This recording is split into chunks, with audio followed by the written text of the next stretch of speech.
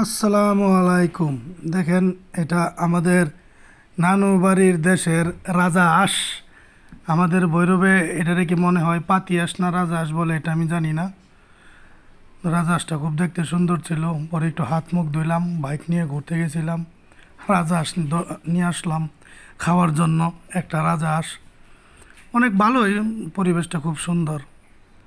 এই পাশে একটা নাওয়ের জায়গা আছে, যেখান দিয়ে এই পার থেকে ওই পার মানুষ চলাচল করতেছে। খুব সুন্দর পরিবেশ। আপনারা সবাই চাইলে ওইখানে যেতে পারেন, গিয়ে পরিবেশটা উপভোগ করতে পারেন। খুব সুন্দর, পরিবেশটা খুব সুন্দর ছিল। ওইখানে অনেকগুলো রাজা আসছিল, সবাই চাইলে কিনতে আনতে পারেন। অসংখ্য ধন্যবাদ আপনারা সবাইকে। এই রাজা হাঁসের মাংসর ভিডিও নিয়ে আসবো ইনশাল্লাহ আপনাদের মাঝে। পরিবেশটা খুব সুন্দর, আপনারা চাইলে এখানে আসতে পারেন। প্রকৃতি এত সুন্দর সাথে সাজছে যা বলার বাইরে। মানুষ এখন সব উন্নত ডিজিটাল, কিন্তু গ্রামের কিছু জায়গা আছে যেখানে এখনও নদী পারাপার হইলে নৌকার কাজ লাগে।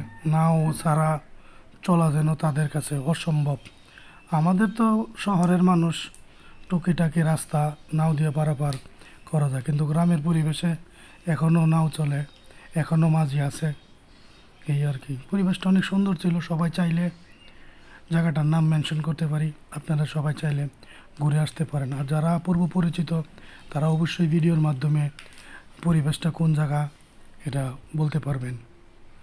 সবাই ভালো থাকবেন, সবাই লাইক কমেন্ট শেয়ার দিয়ে পাশে থাকবেন। এটা আমার একটা ছোট ভাই, এটাও খুব ভালো মানুষ, ওদের এলাকায় ছিল, ওদের কাছ থেকেই রাজহাঁস কিনে নিয়ে আসছি খাওয়ার জন্য। সবাই লাইক কমেন্ট শেয়ার দিয়ে পাশে থাকবেন। আসসালামু আলাইকুম সবাই।